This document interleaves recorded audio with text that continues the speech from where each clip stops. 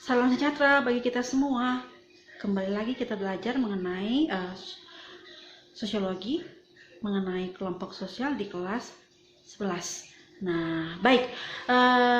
Di pertemuan sebelumnya sudah Ibu singgung mengenai ciri atau syarat terbentuknya kelompok sosial.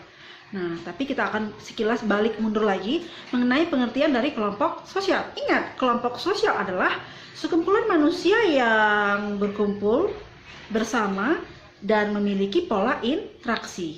Nah, jadi ciri atau syarat yang paling penting sehingga keberadaan orang itu dikatakan sebagai kelompok, mereka harus ada interaksi di antara mereka. Berarti ada hubungan timbal balik. Nah, ciri yang kedua, harus ada perasaan bahwa saya adalah anggota dari kelompok itu. Nah, yang ketiga, harus ada pengakuan dari orang lain bahwa kamu adalah anggota dari kelompok tersebut. Nah, jadi itu adalah syarat dan ciri dari kelompok sosial yang sudah kita pelajari di pertemuan sebelumnya. Baik, dalam pertemuan kali ini kita akan membahas mengenai proses atau faktor sehingga munculnya kelompok sosial. Nah, jadi dalam pertemuan kali ini Ibu harapkan kamu mengikutinya, anakku, dan ingat selalu baca bukumu sambil Ibu menjelaskan, kamu juga sambil melihat bukumu di halaman halaman 6. Halaman 6 untuk buku yang baru. Nah, jadi memang buku yang kali ini hanya masih diberikan ke kelas 11 IPS 1 dan IPS 2, tapi buku berikutnya akan diberikan juga untuk anak kami kelas 11 IPS 3 dan 11 IPS 4, sehingga memang kita berpatokan kepada buku yang baru ini. Nah, oke. Jadi dibuka bukunya halaman 6 dan kita mulai pelajarannya.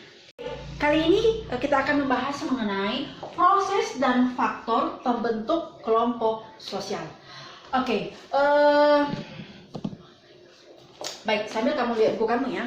Nah, adapun faktor latar belakang kenapa terbentuknya kelompok sosial secara umum yaitu adanya kepentingan yang sama. Nah, ingat, kepentingan yang sama ternyata salah satu faktor yang membuat orang itu akhirnya bergabung dengan manusia yang lainnya. Apa kira-kira contohnya? Mungkin sama-sama ingin berangkat ke Medan, sehingga akhirnya janjian untuk berangkat untuk pergi ke sana. Bisa saja, apalagi yang lainnya. Banyak sekali contoh yang latar belakangnya karena kepentingan yang sama. Nah, jadi faktor yang pertama ini adalah salah satu faktor yang menyebabkan terbentuknya kelompok sosial. Nah, yang kedua, pertalian darah. Wow. Nah, berarti lagi-lagi sukuisme, atau kalau sukuisme berarti satu daerah ya, satu suku ya. Tapi kalau berbicara mengenai pertalian darah berarti satu keturunan. Nah, baik, sebenarnya berbicara mengenai tali atau keturunan, nah panjangnya sebenarnya ingat bahwa kita orang Batak menganut sistem patrilineal. Nah, apa itu patrilineal? Berarti garis keturunan kita ditarik dari ayah atau laki-laki. Nah, sehingga apabila ayah kamu bermarga Ginting, berarti kamu juga mengambil klan ayahmu, yaitu kamu juga Ginting. Nah, itu adalah keturunan orang Batak. Nah, sedangkan orang Minangkabau, menganut sistem pertalian darah matrilineal. Nah, terbalik. Kalau tadi orang Batak menarik garis keturunan dari ayah, kalau masyarakat Minangkabau, menarik tali persaudaraan atau tali darah melalui ibu. Nah, wah, rumit ya. Nah, tapi itulah faktanya. Sehingga orang Minangkabau itu, apabila mamanya Caniago, papanya Piliang, anaknya bermarga Caniago, yaitu menarik garis klan dari ibu. Nah, baik, kembali lagi. Sehingga dari pertalian darah ini, nah keturunan ini, ya, nah muncullah kelompok. Sama dengan kita ya, kita akan selalu berkumpul dengan family. Family itu muncul karena adanya pertalian darah ataupun kekerabatan. Nah, yang berikutnya, yang ketiga, ya karena daerah atau wilayah yang sama.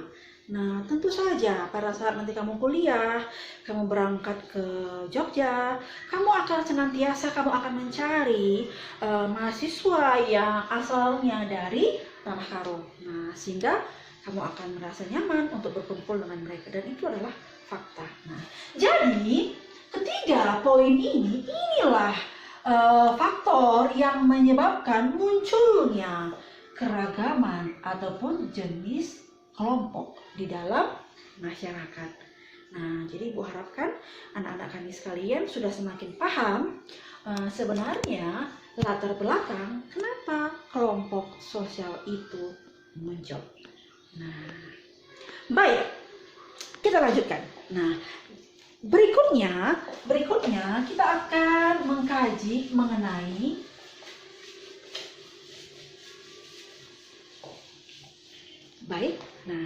kita akan mengkaji mengenai jenis-jenis kelompok sosial.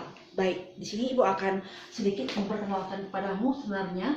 Nah, karena berbicara mengenai jenis-jenis kelompok sosial, banyak sekali jenisnya. Nah, dan itu juga tergantung pemikiran tokoh sosiologi.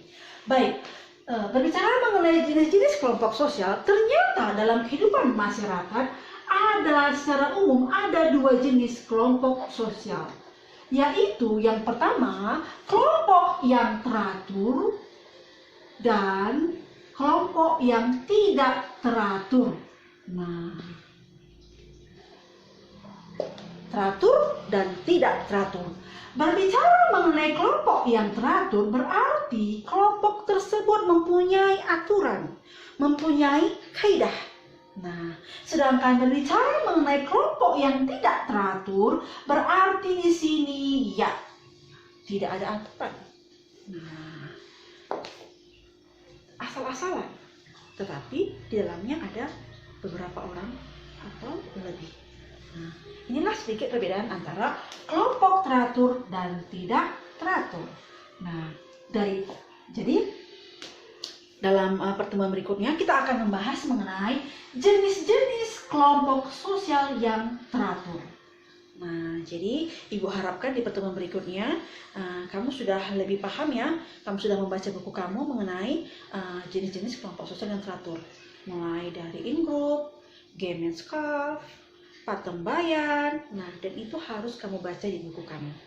Nah, jadi dalam pelajaran daring ini, Ibu harapkan agar pelajaran kita bisa berjalan dengan lancar. Pada saat Ibu menerangkan, kamu juga membuka buku kamu. Nah, sehingga tidak ada yang tertinggal. Karena Ibu hanya akan menjelaskan, ya, garis-garis besar. Nah, jadi secara spesifiknya, kamu membaca di buku.